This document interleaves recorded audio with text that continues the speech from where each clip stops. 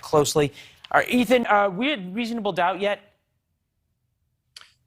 Well, I think there's reasonable doubt on at least one of the killings, and I think that there's reasonable doubt on I can't remember his name now right this moment. The other gentleman that testified yesterday, I think that there's reasonable doubt. I think the drone footage today is actually very damaging, and that's the first-degree reckless homicide charge for the killing of Joseph Rosenbaum. That grabbing of the gun, actually, remember, happened after the shooting of other people.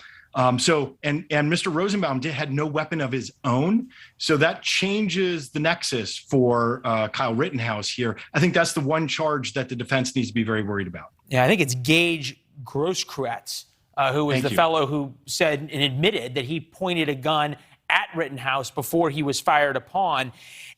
This is not exactly legal, but it sort of goes to the psychology of the jury. How much of the fact that this is a 17-year-old kid who drives an hour with an assault rifle into what had become an urban war zone, for lack of a better term, as these riots went on, and the jury going, what was he doing there?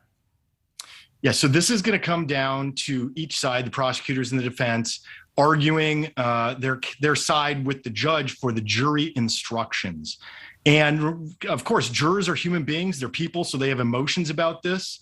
And I think that hurts Kyle Rittenhouse. But, it's really going to come down to how the judge explains what exactly they're supposed to consider when they look at the evidence, which, again, is on the prosecution to prove beyond a reasonable doubt. Yeah, and we're going to also have to see what happens there in Kenosha, Wisconsin. We understood what happened after the shooting of a black man who lunged for a gun. There were riots and burnings. You have to think about what might happen if Rittenhouse is acquitted on a number of these charges. Ethan, thank you. We appreciate it. All right. Thanks, Leland. The empty shelves crisis has hit another sector. Thanks for watching. Click the red subscribe button below so you can get more of NewsNation's fact-driven, unbiased coverage.